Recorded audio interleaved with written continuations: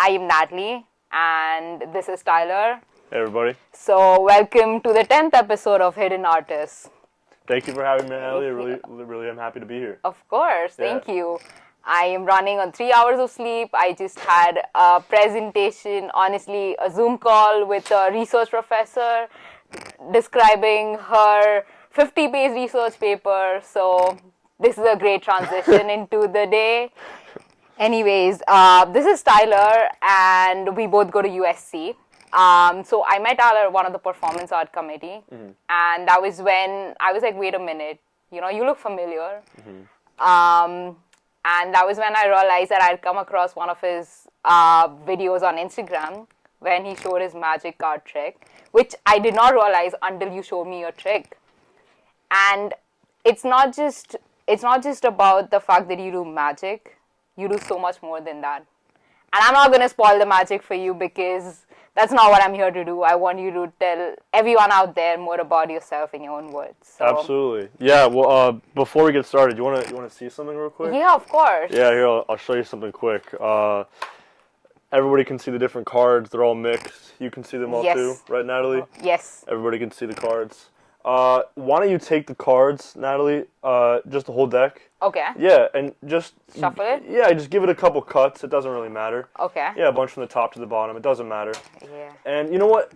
It's unfair because I can see where you're cutting. Take them behind your back. Okay. Careful they don't spill or anything like Okay. that. Just give them a quick mix behind your back. All right. And whenever you're good, whenever you're like satisfied, you'll take a card behind your back and just sit on it, top or bottom. Just Okay. the top or bottom. Just sit on the card? Yeah, it doesn't Okay. matter. Make sure I can't see anything. Okay. Yeah, we don't need the rest of the cards. So the whole point of this, Natalie, is that before this began, you shuffled behind your back. You put a random card that you didn't even look at behind your back. So there's no way that I could even know it. You agree? Right. Agreed. I could be wrong. Remember, you shuffled behind your back. Ace of clubs. That's my thought. You can take it. Let's see. I don't know. I am guessing it's going to be that, but let's see. Was that it? Ace of clubs. Why don't you show everybody? This is a card. After taking a card at random and shuffling it, sitting on it, it was the ace This of is clubs. it. Tyler doing his magic right there. Well, let's try something interesting with the ace. Because you picked that, it sort of calls out to you, right? You didn't even see it when you picked it. I did not. But it just sort of called out to you. We'll try something with the ace. What I'll do is I'll leave it about middle so everybody can see that going in. Yes. Okay. Every time I hit the cards, the card will actually jump right back to the top. Got it. Isn't that weird? Yeah. Here, we'll try that again. I want you to really see this. Okay. So we take the ace of clubs. That was yours. And I'll leave it again about middle. So does that look like it's going in? Yeah. Is it on top? Let's... The card's not on top, right? No. Well, I want you to just watch this card. If I take the king here, watch the king, everybody. If I just take it and I just shake it like that, it starts to sort of resemble the ace. See that? I see it, yeah. Just a couple sleight of hand moves I wanted to show you. But yeah, like you said, I'm a magician, as you can tell. And I've been doing magic for a couple years now. And I really started over the pandemic. So when I came to USC, it was like this whole new world of meeting people and getting the opportunity to actually show what I love to people after not having done it in so long, because of COVID and I couldn't go out and show people in person. So it was a great way to meet you, just doing it at the Performing Arts Committee. I've been trying to really establish myself here at USC, not only as a magician, but, just as someone who loves art and someone who loves creativity and expressing myself through that medium. Like you said, this is not just about magic. It's not just my whole identity, but, there's a whole bigger picture here. I'm just someone who loves telling stories, and I think that's what magic is to me. Honestly, the first time I met you, you showed me your magic, and I was like, holy shit, that's so amazing. Because I was like, wait a minute. The very fact that magic not only is a way of, telling people more about, it's not more storytelling, but it's also about meeting new people and understanding them. Absolutely. And, why don't you tell everyone out there that you also study cognitive science? Yes. Yeah, it's like psychology. Yeah, so it's interesting because the first couple years I was doing magic, I was so focused on learning sleight of hand and performing for people. And ever since I got to USC, I realized that there's this whole new aspect, an element of magic like the side of psychology, right? There's actually a way to utilize magic to give insight into our human psyche, parts of our brain that even doctors and scientists don't understand. Magicians like myself are masters of manipulating the brain, our cognitive processes like attention, perception, and awareness. And so all of those different kinds of things I'm so fascinated by. Why are people so susceptible to magic tricks? So that element of magic is so interesting to me. Not just the reactions I get out of people, but the science behind it all, the psychology. I think that's really cool, and I'm really curious to dive deeper into that whole side of it. Got it. It's so interesting to me when you told me you study cognitive science and to see the way you applied it into magic. I mean, honestly, a lot of people, end up either, studying more about how to become a psychologist or maybe end up doing research, but you ended up, applying it to magic and actually testing how you could not manipulate, but like see how different people react to different things that are very unexpected, Mm-hmm. And I mean, it's all about reading people's minds, but the way you do it is without them even realizing they're doing it, which is funny and amazing at the same time. So what I am curious about, and what I know everyone else is curious about, is how do you get started? What inspired you to get into this? Well, like I mentioned before, I started this in around mid to late 2019, and then especially picked it up during 2020 when the pandemic started really picking up. And it was troubling at first because I couldn't go out in person and show people. And ultimately, during the pandemic, I just needed an escape. The pandemic really affected everybody differently.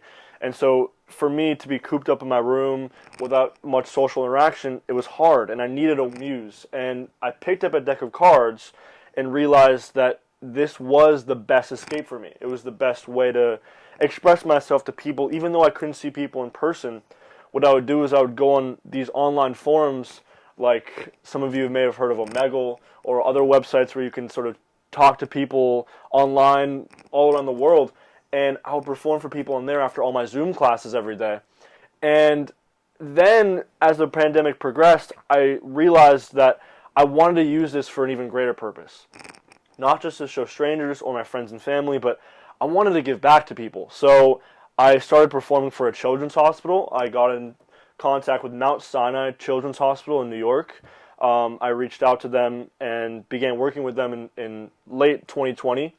And that really made this magic thing for me real. It turned it from a hobby to a purposeful activity that I could actually pursue, because I realized that I had now just assigned so much meaning to it. These kids are facing such great adversity, so to be able to even put a smile on one of their faces was all the fulfillment I needed. Honestly, when you showed me your Instagram, like the first time I met you, and when I saw that you actually, did this thing for Children's Hospital, which was what really inspired me, and was like, wait a minute, I've got to have you on here, because you transformed the way people use magic in such an amazing way to bring joy to people's lives, to bring joy to lives of children who are suffering and with so much misery in their life. And not just children, but also doctors, who need escapism, a way to, find joy in their lives. I mean, I know they do what they do, and the fact that you were doing this while being stuck at home during COVID is what really inspires me, because, I mean, a lot of people saw COVID as a way of, feeling miserable, of being stuck at home. But you did that all while managing class at Zoom. Yeah, absolutely. I for me as a person in general, beyond magic, I really try to see the best in every situation. So although COVID sort of posed a lot of obstacles and challenges for people in terms of relationships and work and all of those really fundamental parts of people's life, I wanted to see this more as an opportunity to explore sort of a hidden part of myself, a part of myself that maybe was suppressed being out in high school and having to deal with all of that. For me personally, it was, an experience that allowed me to get to know myself better and what I'm capable of. So I'm grateful to have picked magic up when I did, and also now be part of such an amazing community at USC where I'm around so many like-minded magicians who are now some of my best friends as well.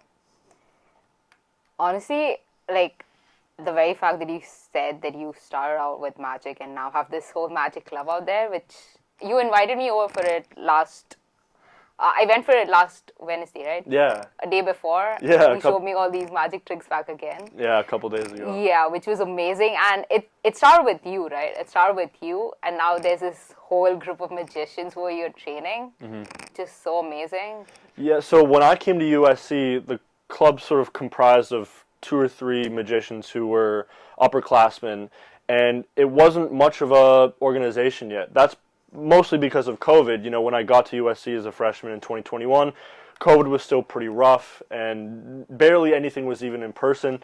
And I got in touch with these guys, the few magicians that I noticed were at the school, and I was like, hey guys, let's try to expand this now that classes are finally going in person and everything is sort of dying down with COVID. Let's try to make a community here. And so they were all for it. So I decided to take the initiative of creating the social media for the Magic Association here at USC so that people who are into magic at the school but don't have a platform to share their passion for it and their interest in it, so that they could also participate and feel like they're part of something and that they belong. And so I decided to make the social media, and it only grew from there. You know, people started to find it who loved magic too, or people who didn't even know much about magic but were curious about it and wanted to learn more. And ever since then, we've gone from 2 or 3 members to over 300 followers on Instagram, and now in each meeting around 10 to 20 people. It really varies every week. You don't need any experience with magic to join. It doesn't matter who you are, your gender, age, race, background. Like, we really want everybody to feel like they're welcome here, because magic is such a universal language. No matter what language you speak, no matter where you come from, it's one of those art forms that's so unique in that it brings all people together in such a beautiful way. You know, everybody who's watching a magic trick is enjoying it in one way or another, and they're enjoying it together. And that's what's the special part about it. So with the club here, it's so amazing to see new people every time, and you know, all the people that are so interested in what I do. Honestly, I admire you for starting it out from like the small number that you said until how many, 200 did you say right now? Yeah, well, we have over 300 followers on the Instagram, 300. which is amazing. Amazing. I'm really grateful. Yeah, also, I know a lot of us, including me, are still figuring out ourselves and figuring out what we're passionate about. But you already seem to be out there, honestly. You seem to be on the right track. But for people out there who are still figuring out who they are, what their strengths are, what they're passionate about, how did you go about starting what you are passionate about? And basically just starting with what your strengths are and how could you combine both of them to get to where you are today? Well, I think for me especially, throughout high school, I was always very introverted. I never went out a lot. I was sort of a late bloomer in that sense, but that allowed me to really get to know myself better. Just like in COVID, I had a lot of alone time and solitude. I did too in high school, and so I've always been someone who's been very focused on my academics and my passions and interests. I've always been a very independent thinker, so I really honed in on this passion coming to USC and feel that it's allowing me to explore new parts of myself and potentially my future and what I'll do.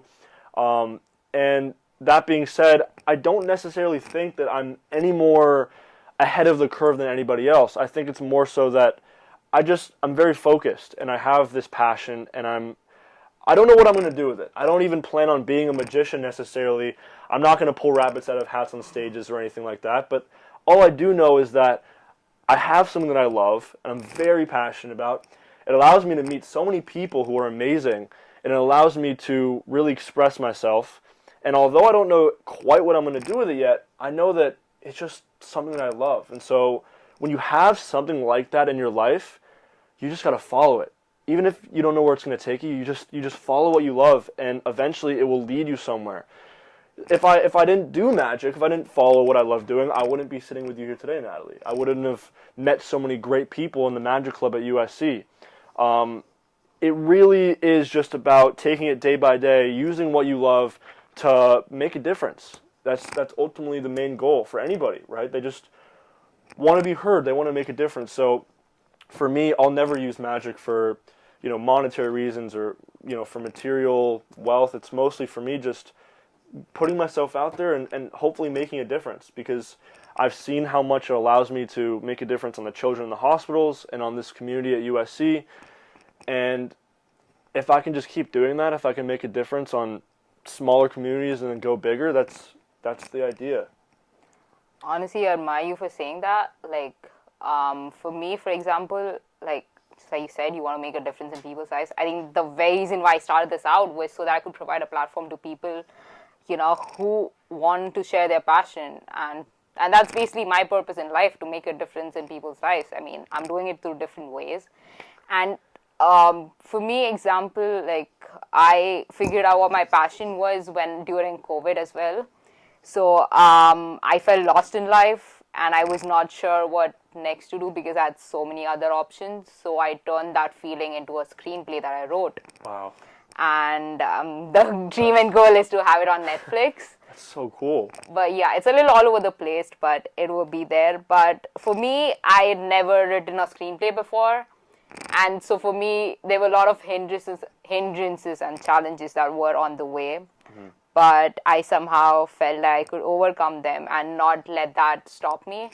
Do you think there were any challenges and hindrances that you had to overcome to be where you are at today? Because I feel like a lot of people, stop there and just like, okay, this is a challenge, this is a thing that, okay, just because I don't have the skill, or I'm not, born with these specific talents, I cannot do it. But I mean, I'm sure just like I did, and I never come from a film background. Mm-hmm. None of my parents did films, or, so was there anything that you had to overcome, or that you feel that because this is something which you've never done before, right? You just picked up cards and learned it. Yeah. So exactly. How do you go about it, and what do you feel, how do you get there? That's the general sense. It's a great question you asked, and I really think it's relevant because a lot of people in the face of adversity, they'll try to give up. A lot of people try to live a life without suffering, without pain, without obstacles, and ultimately that's the hardest way to live. Thinking that life is just perfect and one smooth sail of a ride. Ultimately, there's going to be obstacles along the way. There's going to be suffering. There's going to be pain in some way. And all of it is different for each person. But the way you overcome it is realizing that that is just a part of life, that it's inevitable, that there are going to be obstacles that you have to overcome. And so it's about not trying to control them, but trying to control how you react to the obstacles, trying to control how you respond to the challenges that life throws your way. So for me in particular, something that makes me very different from other magicians that you may have met before, or that, anyone listening may have met before, is I was born with a very rare eye condition called aniridia. I have this disability that I've had to overcome my whole life, and I feel that time and time again I have. It's not been easy because I do live in a world where the odds have kind of been made against me. A lot of our world today is very visual, with media, with art, and with everything in classrooms and in a college, especially for people our age. But I think ultimately it's just about finding ways to make the best out of any situation. So instead of looking at my eyes as something that's a negative thing, I look at it as my greatest asset. It ultimately gives me the incentive to work harder at everything I do, and it gives me a way to just relate to people, to show that I understand what it's like to go through something very difficult. Although everyone has their own different challenges, and that's what makes everybody unique, I think that having this eye condition has given me a way to just understand people better. And in terms of magic, it really is interesting because this is the first thing that I've ever picked up where I feel that it's actually leveled the playing field for me and other people. And here's why. When I'm performing a magic trick, it's like for the first time ever, I can see things that other people can't see. So in that way, it's like I'm on the same level as the spectator that I'm performing for. It's like there is no visual difference between us. And it's not even about that. It's more about the fact that it creates this magical moment between us where I almost forget that I have this eye condition. Like when I'm performing magic, I feel the most alive. I feel the most present. I feel like there is no difference between me and other people. right? So not only does it provide an escape for my spectators in that, everyone loves watching a trick. It brings you so much joy, and the feeling of, how did he do that is just so amazing. But it also provides an escape for me, from the struggles that my eye conditions sometimes pose to me. Again, anyone listening, understand that whatever you're going through, it's all about using the circumstance and making the best of it. Not letting it get the best of you, but understanding that it will pass, and you can only use it for good if you really set your mind to it. I honestly love that approach, because a lot of people, like you said, you turned something that was against you to work for you. I mean, Exactly. And the very fact that you did that is in itself an inspiration for everyone out there watching who thinks that, just like you said, whatever is your challenge, whatever you think is getting in your way, is something that is not in your way, but something that can help differentiate you from the rest out there. Just like you said, the fact that you have this eye condition, which is what differentiates you from all these other magicians out there. And look at what you've done with it. You just started out with as a passion. What magic has done for me is not only helped me overcome my disability, but it's also brought me out of my social shell. It's allowed me to gain the confidence to approach people that I never would have approached before I did magic, because I was rather introverted back then. And going forward, I think the next step for me too is combining my love for magic with my love for science. One thing, because I study stem cell biology and regenerative medicine, one thing that was coming to my head right now is how you can use magic in therapy. Right. To read people's emotions, because some people just find it so hard to express themselves and showcase their emotions, because we all human beings are so easily deceptive that whatever is going on in our head, we will literally just not show it. But so you said that you want to work on research with magic, combining your passion for magic and science. Absolutely. So having this visual impairment is interesting, because that in itself has given me the motivation to learn more about our visual system and our brains.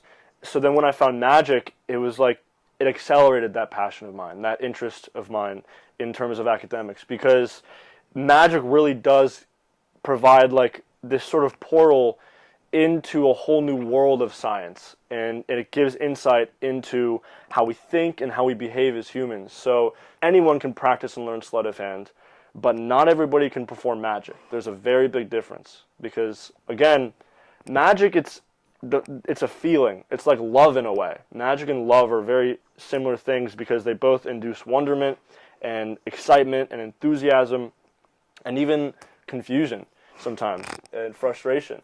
But magic, it's also the moment you realize you've met a new best friend. It's the moment you've realized that you just heard a song that will probably become your new favorite song. It's the moment that you've accomplished something incredible in life. Like that hit of dopamine and intense adrenaline. That's what magic is, to me at least, and I think to other people too. So exploring that, it's amazing, because feeling magic, there's nothing quite like it.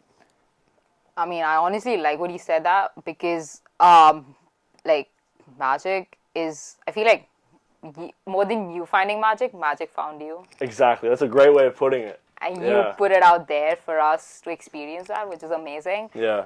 And also, like you said, for me, I was in my head all the time, although I was listening to you, and I'm not being disrespectful at all, but I have anxiety, and that makes it hard for me to, not focus on all the chatter that's going on in my head right now, which is why I do this, because I knew that my purpose and my reasoning behind this was so much bigger than what I do, than what my mind tells me about me. Mm-hmm. But what I appreciate you saying that is that magic is a way of getting people to feel that dopamine, because even though I don't do that magic, when you were pulling out that trick and when you were doing it, it brought me outside my head, because I was focused more on what you were doing and what trick you were trying to show me, and be surprised by it rather than that mental chatter that was going on in my head. So that's an interesting thing that I really, even though I was not performing the magic, I felt the dopamine right there. I felt the adrenaline right there in me. So I appreciate you for doing this, and I appreciate everything that you're bringing out there, because what you're doing is so amazing. And one thing I'm really curious to know is that, how do you how do you balance doing whatever you do right now alongside school, alongside all these other experiences that we as young adults or whatever we may are going through? How do you do that? As cliche as it sounds, if you love what you do, you won't work a day in your life.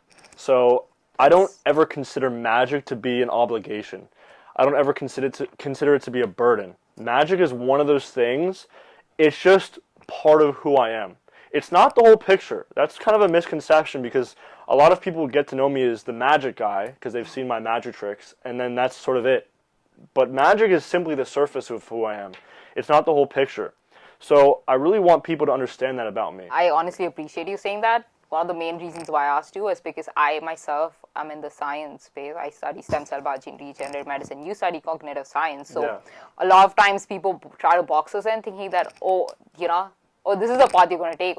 Either, study a master's degree, get into research or whatever it is. I mean, that's how everyone goes, takes a streamlined path, gets a job, gets married, has kids. I mean, and that's it. I mean, that's the part that people try to box you in, but there's so much that you can do, and you're a perfect example of that.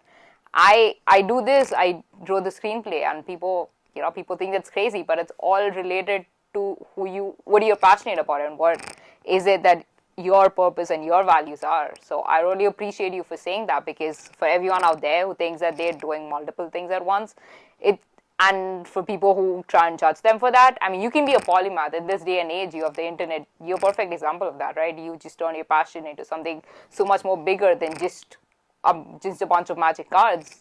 It's so much more bigger than what you do, right? Yeah, and it's like I said before, it's one of those things where I never even would have thought it was going to bring me that far.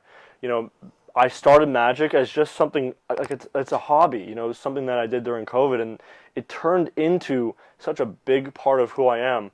And so when you have something like that you love, if it's a sport, if it's dance, if it's singing, if it's art, whatever it is, just really focus on that. In the midst of everything else, that thing that you love, you should never see it as an obligation, as something that you should dread. You should always see it as just something that you can always return back to bring you joy.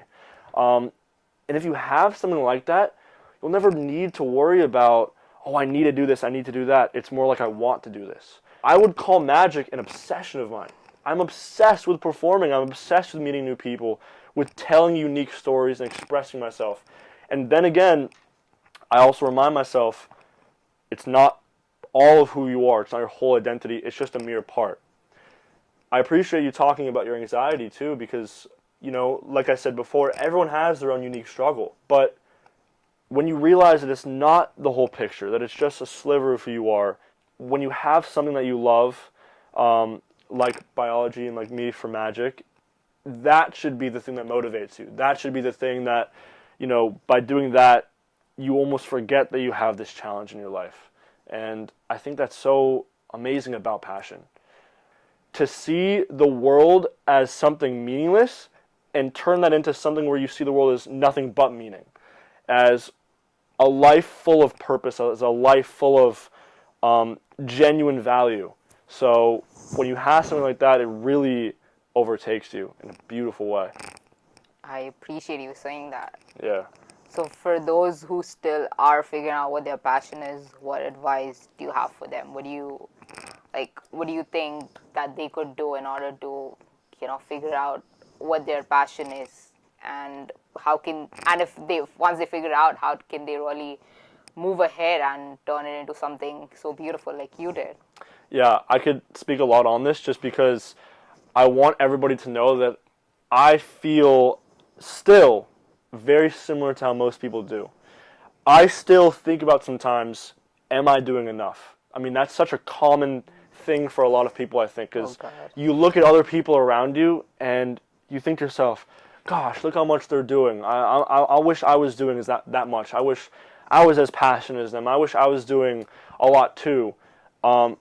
Even when you have something you're very passionate about, even when you found that thing, there's still moments where you get down on yourself and you think, I probably could be doing more now. So whenever I think those things, I simply observe those thoughts. I don't resist them. And then I remind myself, well, instead of looking at what I don't have, let's think about what I do have. I do have amazing friends, an amazing family, and a great passion here. And if you don't have that passion, if you're missing that in your life, if you're not sure what you're quite passionate about, maybe you're passionate about a lot of things, you should really just trust the process. And I know that sounds cliche, but just understand that it will take time to find that thing. Take it day by day, because a lot of people get so caught up in thinking about the long term. You know, is it going to be too late when I find that thing? You know, how long is it going to take for me to find it? I haven't found it yet. You're going to think of all these things, all these hypotheticals.